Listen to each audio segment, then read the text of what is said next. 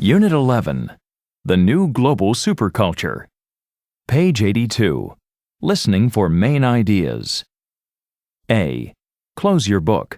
Listen to the lecture and take notes.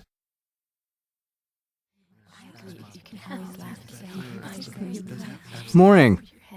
I'd like to begin today's class with a question. And the question's this.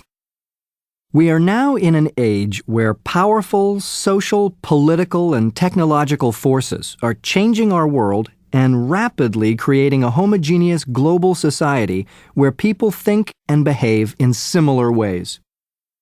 Do you think it's possible, in this kind of global society, for individual cultures to survive? Or will their unique traditions gradually disappear? And if these unique traditions were to disappear, would it really matter? Would it, as many believe, really be a tragedy if we were to lose those things that make societies, communities, different? The fact is, the world is losing cultures quicker than you might think. Language is the best measure of cultural diversity, and it's estimated that one language is dying every 2 weeks, and with it, unique ways of life. Ways of thinking, communicating, and living. So, that's today's theme, the issue, if you will, that's at the heart of everything I'm going to say. First, I'll try to describe the forces that are pushing us, driving us toward a homogeneous global society, a world superculture. Then, we'll go on to consider the disadvantages of a homogeneous society, and I'll offer some thoughts as to why we should think very seriously about preserving individual cultures and their traditions. So, why is a global superculture emerging? What factors can we say have contributed? Well, to start with, there's flight. You often hear people say the world has become smaller, and without doubt, flight, particularly affordable air travel, has had the greatest influence here. This means the airplane caused not just a technological, but also a social revolution. Suddenly, large numbers of ordinary people were able to interact with people from other cultures thousands of miles away and see with their own eyes the differences and the similarities between them, the things that make people human regardless of culture. Now, think about it. Many of us in this room have, I'm sure, traveled to parts of the world our parents or grandparents never dreamed of visiting. And, as a consequence of air travel, commercial links, overseas businesses, and so on have become far easier to establish. So now, goods, technologies, and fads are entering new markets faster than ever before. Can anybody think of a good example of something, say a technology or fad, that's spread quickly? How about cell phones? Everybody's got them now. Great example, Adam. Okay, let's take the cell phone, for instance. You could go to any country in the world today, developed or otherwise, and I'd bet you could find a cell phone. You might have to search a bit, but I'm sure you could find one. Yet, these haven't been around very long, relatively speaking, right? Same with computers. That's to say, because people from diverse cultures are able to interact today in a way they never could before, commodities, ideas, and attitudes all get disseminated with unprecedented speed. The latest fads, whether we're talking about electronic technology, clothing, perfume, fast foods, whatever, they now frequently become not just national, but international, global phenomena. That's one influence, air travel. Now, another, and maybe equally important influence, has been the communications industries, which, and I'm going to include the internet in that category, along with the media, TV, radio, newspapers, magazines, and film. We can't really discuss the subject of a global culture without considering the powerful influence of these things. Today, as we all know, film and television are multi-million, even billion-dollar industries. Films, documentaries, news and current affairs programs, quiz shows, even soap operas are usually made in the hope that they'll be bought and shown around the world. As a case in point, take shows such as Friends or ER. They're watched on every continent and have universal appeal, as they're based on universal human problems, on personal relationships and emotions. But these programs also present and promote ideas and attitudes. They enable viewers to see with their own eyes other ways of life. And of course, an important element in all this is advertising. Let's not forget that the media receives most of its money from advertising, which means that advertising's a major feature of television, magazines, etc. Advertising works through the media, so we're constantly exposed to it and influenced by it. That's to say, the global spread of fads I mentioned earlier owes a lot to the power of advertising. So, just as, say, in the U.S., commercials proclaim that it's cool to wear Reebok trainers, that Kellogg's cereals are the healthiest way to start the day, that Colgate toothpaste gives your teeth the best protection, and so on, well, they're probably getting the same message in scores of other countries, with the result that, globally speaking, people's habits are changing. They're converging. What's an example of converging habits? Here's one. Many Japanese today eat cereal for breakfast rather than traditional rice and soup, or maybe have a hamburger at McDonald's for lunch. And likewise, Americans or Canadians might choose sushi, tacos, or Chinese food. In fact, today, most people, at least in large cities, expect to get almost any kind of ethnic food. The fact is that the media spreads ideas incredibly widely, quickly, and effectively, whether it's cell phones, eating habits, fashion, whatever.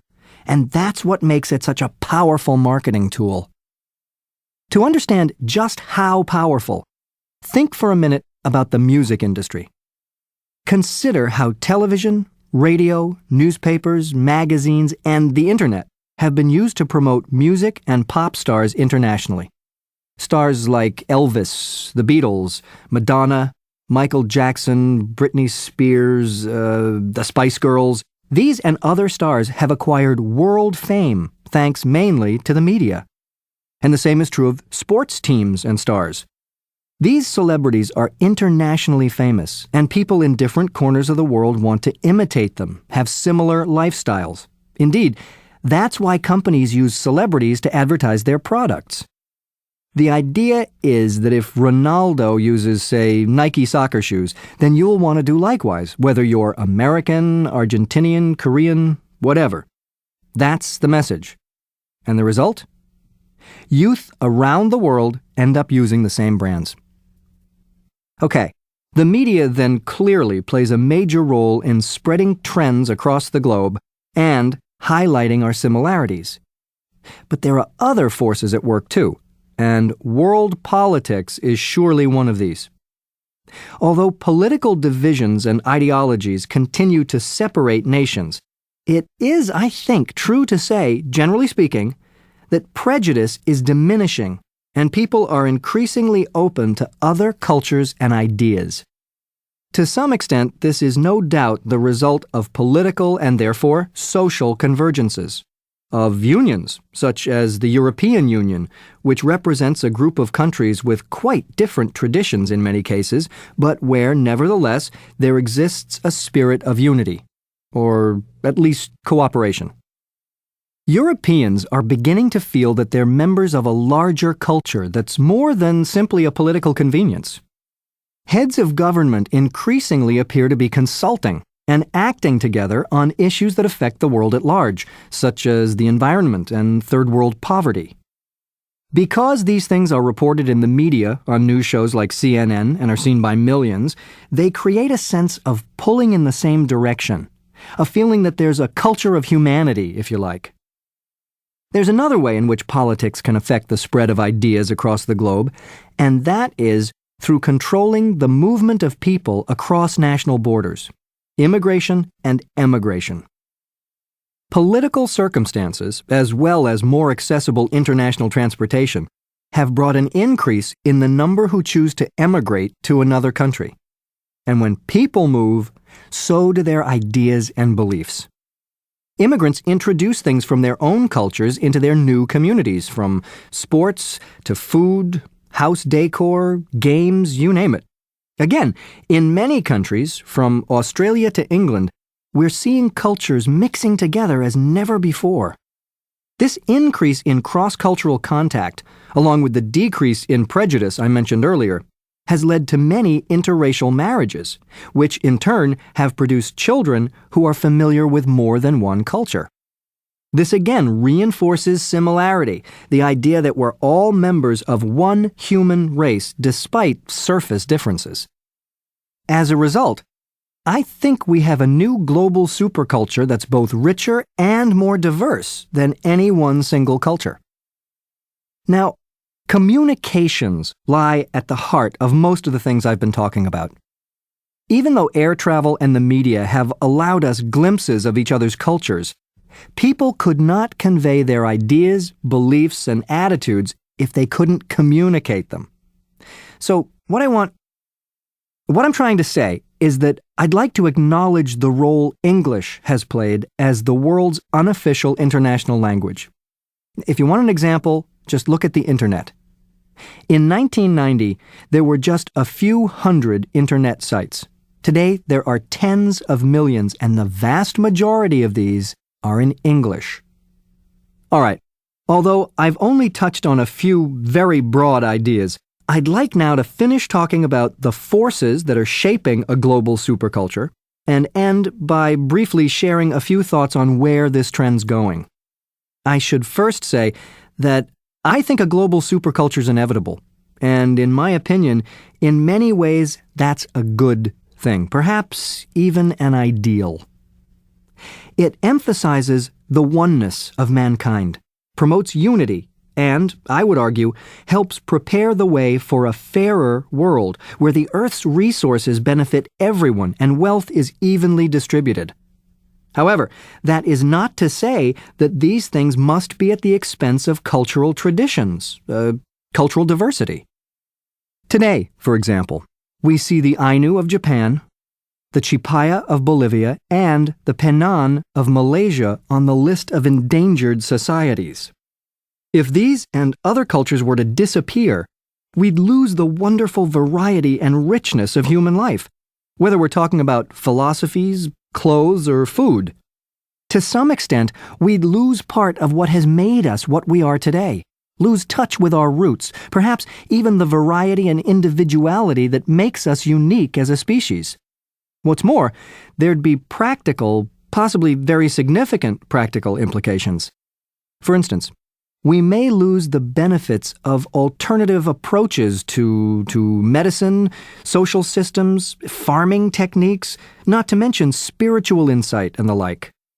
People in the developed world not only have a lot to give, but also a lot to learn from other societies about these and other things. We're already learning that technology doesn't necessarily bring advancement. It can also bring destruction, materialism, and a decrease in morality and social cohesion. And what about the purely aesthetic representations of human civilizations? What of art forms? Do we really want to lose the rich variety of art traditions? The many different cultural expressions of human existence? Perspectives on problem solving, too, dealing with environmental issues, say, creating a balance with nature, may be lost to us. Wouldn't these losses be tragic? I, for one, believe that future generations need to incorporate insights from a multitude of cultures. This would perhaps go some way toward preserving those cultures and traditions, which very simply make human society richer and more colorful. Okay, well, I could say a lot more, but as always, time doesn't permit. So, to summarize then, we've looked at some of the main factors that are contributing to an emerging global culture. They include, at least, cheap available air travel, the enormous power and influence of the media, changes in the political scenery exemplified by the European Union, perhaps, and the role of English as an international language. I started by asking whether these developments will mean that individual cultural traditions will inevitably disappear. The answer, I think, is that sadly, Many already have, but it's possible for others to survive. For this to happen, we need to think more carefully about the potential dangers of globalization, as well as its benefits. And we need to appreciate the value of these traditions, for only then will we think twice about carelessly losing them. Let's just hope enough of us realize that before it's too late. Okay, in preparation for your essay, I'd like you to think about ways in which we can ensure the survival of cultural traditions in a world where a superculture is rapidly emerging. Are there any questions?